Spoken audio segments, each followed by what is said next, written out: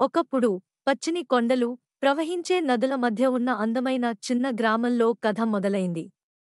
ఆ గ్రామం, ఆమె గందరగోళమైన నగర జీవితం నుండి దూరంగా, ప్రశాంతంగా ఉండేది.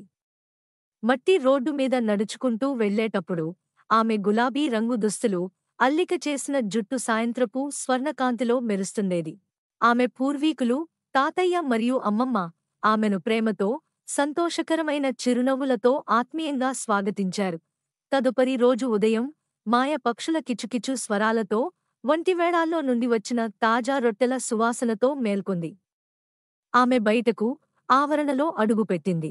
అక్కడ అమ్మమ్మ మట్టి పొయ్యి దగ్గర వంట చేస్తూ, ఆమె పచ్చని చీర తేలికగా గాలి కొట్టుకుంటూ కనిపించింది.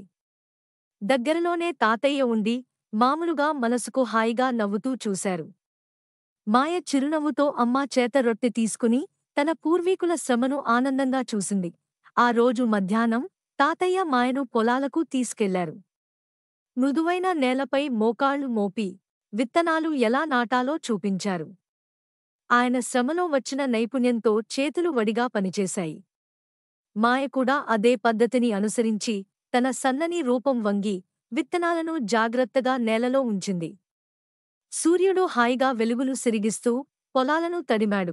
సాయంత్రానికి, వారు గ్రామ మార్కెట్ను సందర్శించారు. రంగురంగుల కూరగాయలు, పండ్లు, చేతి పనిచేసిన వస్తువులతో మార్కెట్ కళకళలాడింది. గ్రామస్థులు నవ్వుతూ, మాట్లాడుకుంటూ సంతోషంతో కనిపించారు. మాయ చేతిలో నేసిన బుట్ట పట్టుకుని, ఆ సులభ జీవనశైలిని, సంఘం ఏకతాను చూస్తూ ఆశ్చర్యపోయింది. తాతయ్య మరియు అమ్మమ్మ ఆమె పక్కన నడుస్తూ, పరిచయం ఉన్నవారిని పలకరిస్తూ, ఆప్యాయమైన మాటలు మారుస్తూ నడిచారు. ఒక వర్షం పడ్డ మధ్యాహ్నం, కుటుంబం ఇంట్లోనే ఉండిపోయింది. వర్షపు చినుకులు పైకప్పుపై తాకుతూ, ఒక హాయిగా ఉండే వాతావరణాన్ని సృష్టించాయి. వారు పువ్వుల తుంటిలో కూర్చుని, అమ్మమ్మ వేడి టీ మరియు తీపి వంటకాలు వడ్డించింది. తాతయ్య తన చిన్నతనపు కథలను పంచుకున్నారు. మాయ ఆ కథలను ఆసక్తిగా వింటూ, ఆమె కళ్లలో ఆనందం మెరుస్తోంది. వారి ప్రేమతో నిండిన వేడి వాతావరణం ఆమె మనసును హత్తుకుంది. తన ప్రయాణం ముగిసే సమయానికి, మాయ గ్రామంలోని సులభమైన ఆనందాలను ప్రేమగా స్వీకరించింది.